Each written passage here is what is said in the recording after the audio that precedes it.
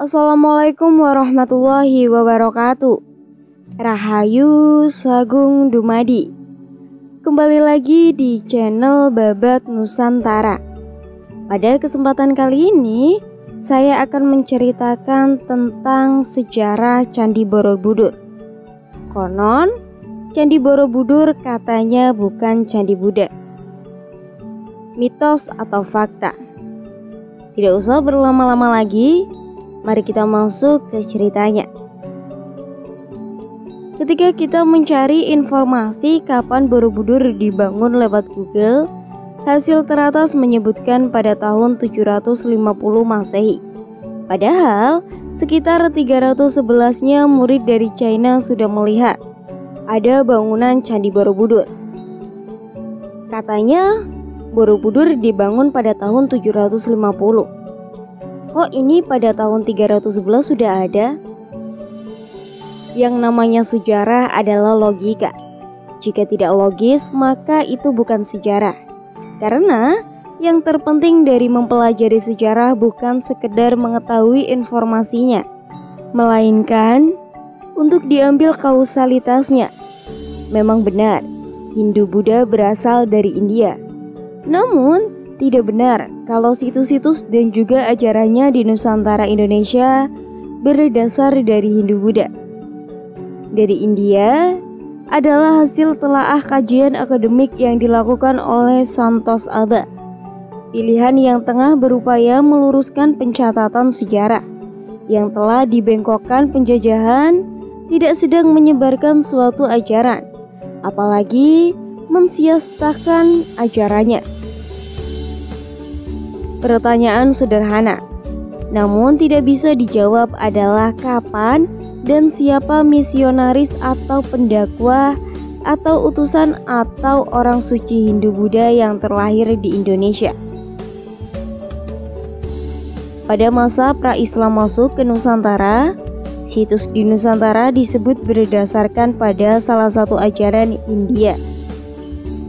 Tidak ada jawabannya, karena memang tidak ada Mahasari Markadea dan Agakca itu adalah Maharesa Nusantara. Kitab yang menjabat dua nama itu lengkap dengan silsilahnya. Ada di Nusantara. Tidak ada sumber kitab India yang menjelaskan dua nama tokoh itu berasal dari sana. Raffles menambahkan, bangunan megah ini dengan nama Borobudur dengan anggapan di dekat situs ada desa Bore. Namun faktanya tidak ada desa yang namanya Bore. Sedangkan kata budur diambil dari kata bidur yang artinya bisul atau menyembul keluar dari tanah. Johannes Gugebrecht Faris Biologi Belanda menuliskan dalam disertasinya pada tahun 1954 yang memperkirakan pembangunan candi ini sekitar tahun 824. Namun, perkiraan Casparis bukan hasil kesimpulan berdasarkan penelitian ilmiah akademis.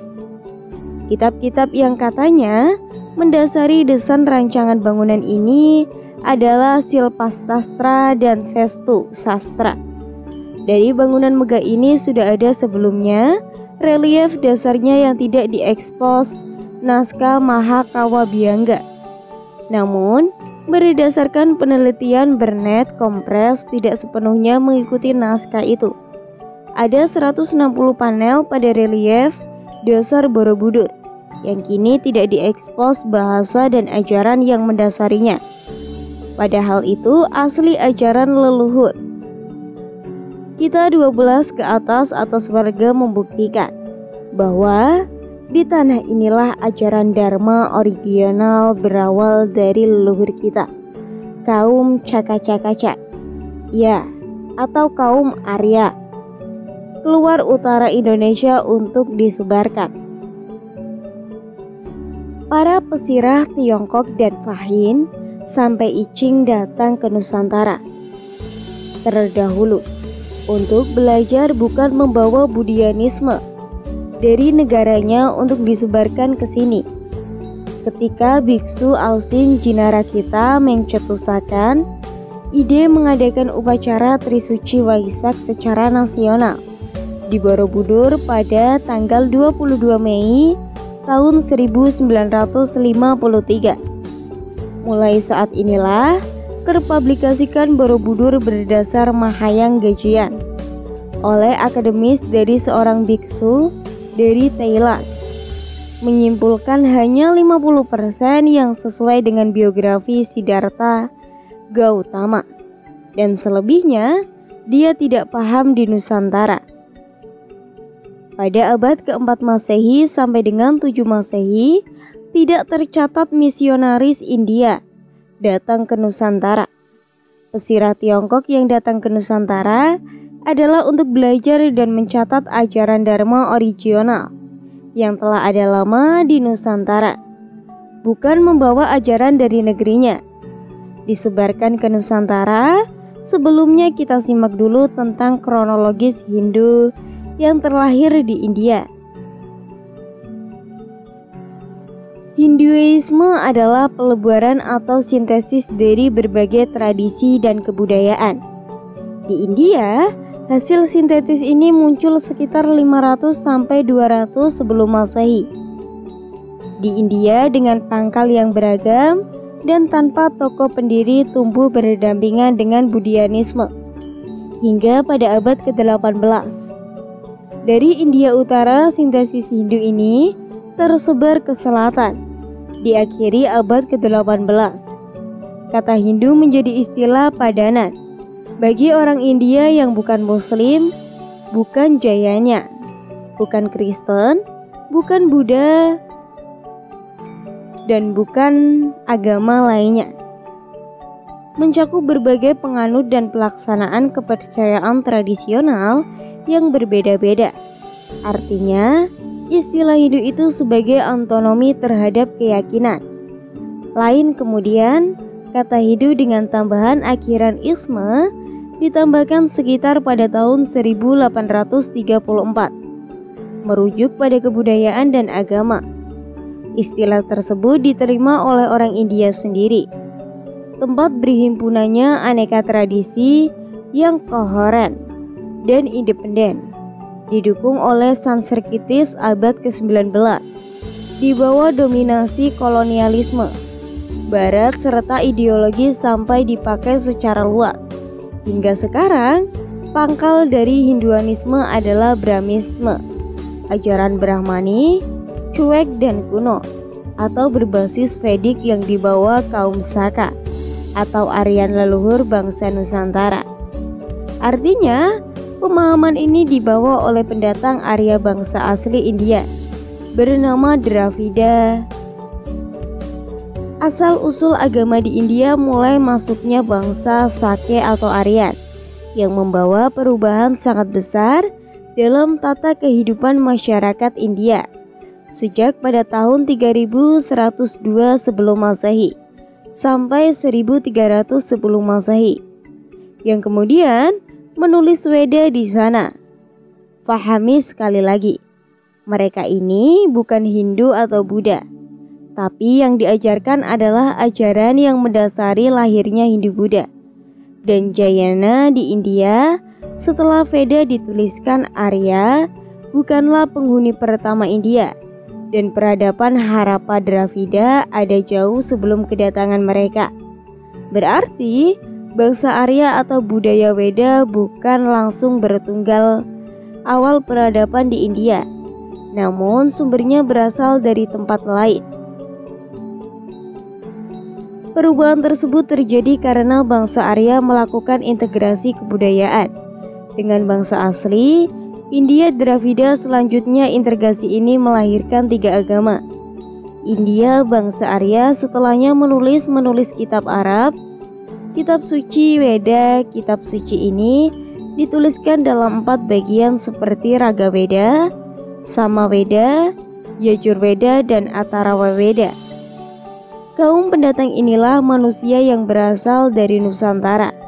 Nenek moyang leluhur kita kaum Cakasaka, Zakia atau kaum Aryan literasi. Kata ini terakam sempurna di Borobudur dengan kata Macakya. Teks kalimat Mahabharata Audiografa menyebutkan kalau awal mula ajaran ini berasal dari timur sebelah sebelum dibukukan menjadi kitab bernama Weda. Lokasi yang ditunjukkan sebagian timur inilah yang pencipta alam semesta pertama kali menyanyikan Weda. Ilustrasi kata timur. Pada kutipan ini adalah Asia Tenggara Nusantara Indonesia. Disinilah ajaran drama original berasal dari dipelajari jauh sebelum adanya ajaran yang terlahir di India. Jika pangkal dari Hinduisme adalah Brahmanisme, ajaran Weda kuna atau berbasis Vedic yang dibawa kaum Caka-Caka atau harian ajaran asli Nusantara, Dharma, dan para keturunan Brahmana ini masih ada di Bali. Bangsa Cat yang sudah ada lebih dahulu jauh dari 78 Masehi. Dari saat menaklukkan Raja Salvihana, India angkat tahun 78 Masehi ini disalah tafsirkan untuk menghitung awal tahun Saka di prasasti sehingga menjadi hilanglah sejarah kita sebelum tahun itu, dan inilah pangkal keracunan sejarah Nusantara selanjutnya. Mari kita buka kebenaran sejarah Borobudur. Dari sini kita akan temukan fakta baru bahwa kitalah yang mewarnai India. Nama asli candi ini adalah Sangatrama atau Pama penamaan.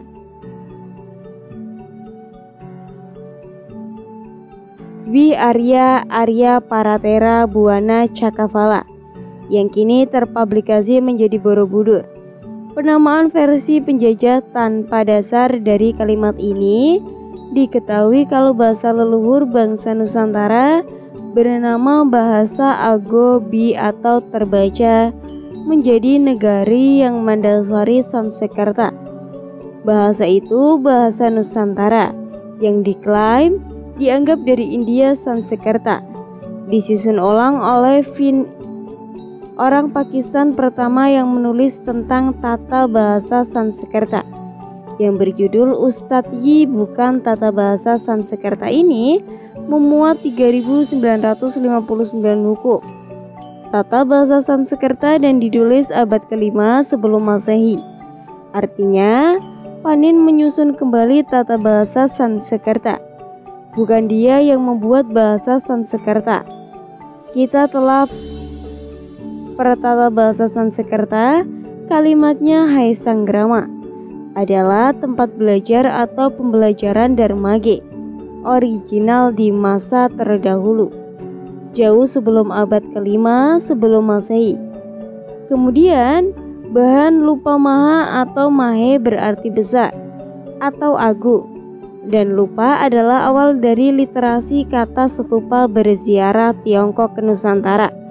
Menyebut kata ini dengan topeng Mahawarya adalah tempat berlatih dan prosesi kontemplasi spiritual yang dibuat besar dan megah. Ini adalah gabungan dari kata maha dan wiharaya. Sekarang wiharaya disebut wiharaya Arya adalah kaum Cat yang sangka leluhur bangsa Nusantara Indonesia maju terdahulu. Paratera adalah orang-orang yang belajar atau sudah menjadi master atau maharesya pada ajaran Dharma original. Kata training masih dipakai di kelompok besar Buddhis Theravada. Selain Mahayana, kemudian Buana Cakavala adalah nama bangunan ajaran yang tergambar bukan salah satu dari 3 ajaran yang terlahir di India, Buddhizaina atau Hindu.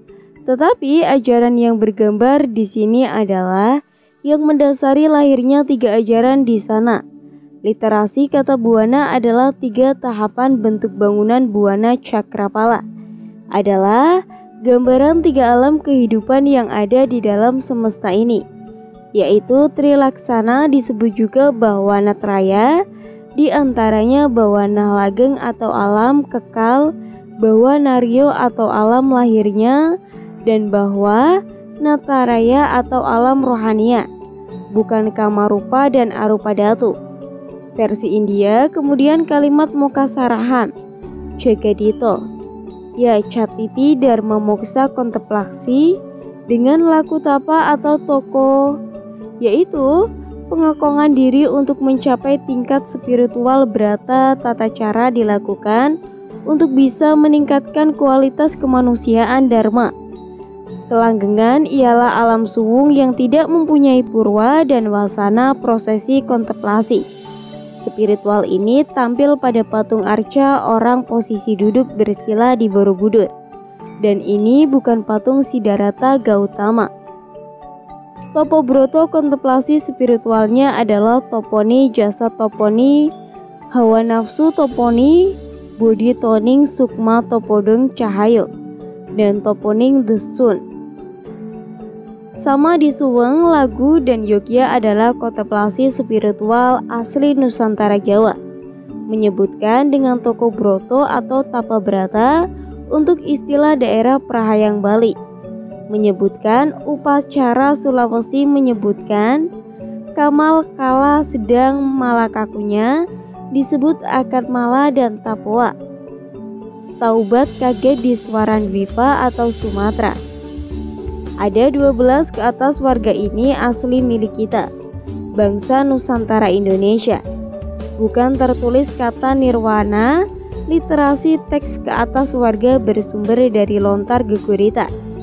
Bimas warga yang dipahami sebagai kemudian, yaitu alam suci persinggahan sementara bagi orang-orang yang berjiwa baik. Sawara Galoka ini bukti bukan Buddha Hindu. Swaradwipa atau Sumatera adalah tempat awal sumber falsafah utama Dharma yang mendasari lahir dari tumbuhnya ajaran di sana. Setidaknya ada beberapa tokoh putra Indonesia terdahulu.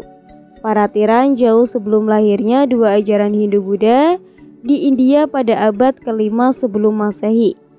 Nusantara terdahulu adalah tempatnya belajar bangsa lain. Mereka melihat dan mencatat, menyalin dan membawa pulang ilmu dari Nusantara, bukan membawa ajaran dari negerinya. Lalu disebarkan ke Nusantara. Dari buku Perjalanan Persirah Tiongkok Fashion disebutkan, di dalam perjalanannya menumpang kapal besar, ia tiba di sebuah wilayah bernama Jawadipa, di mana Brahmisme berkembang fahin. Tinggal di Jawadipa 2 tahun dan berhasil mendapatkan salinan Vinaya Pitaka dari Mayasats Ahdirga, Agama dan Samistra Gamustara, juga Samukta Sancaya. Pisahkan sebagai informasi, semua kitab-kitab ini tidak diketahui di tanah, dan kemudian melakukan perjalanan selama 3 tahun di Pulau Jawa, menerjemahkan sebuah sutra yang dibantu seorang pakar Jawa yang bernama Guru Janabadra. Dia menerjemahkan tentang pahaman nirwana yang agung, yaitu ilmu tentang kehidupan setelah kematian di Nusantara ini, yang bernama Swarga. Teks literasi ke atas warga ada pada relief dasar bangunan dan bukan tertulis. Nirwana atau Nibbana kemudian yang dilihat dan dicatat bahwa di Jawadipa di atas bukit telah didirikan sebuah menara besar. Jarak antara keduanya 15 jannah dan tinggi 470 kaki, dihiasi dengan emas dan perak, disempurnakan dengan setiap zat berharga. Di sisi menara didirikan Sang Harma yang disebut Abayagiri berisi Hai Raja, memerintahkan untuk membuat 9 penompang pohon.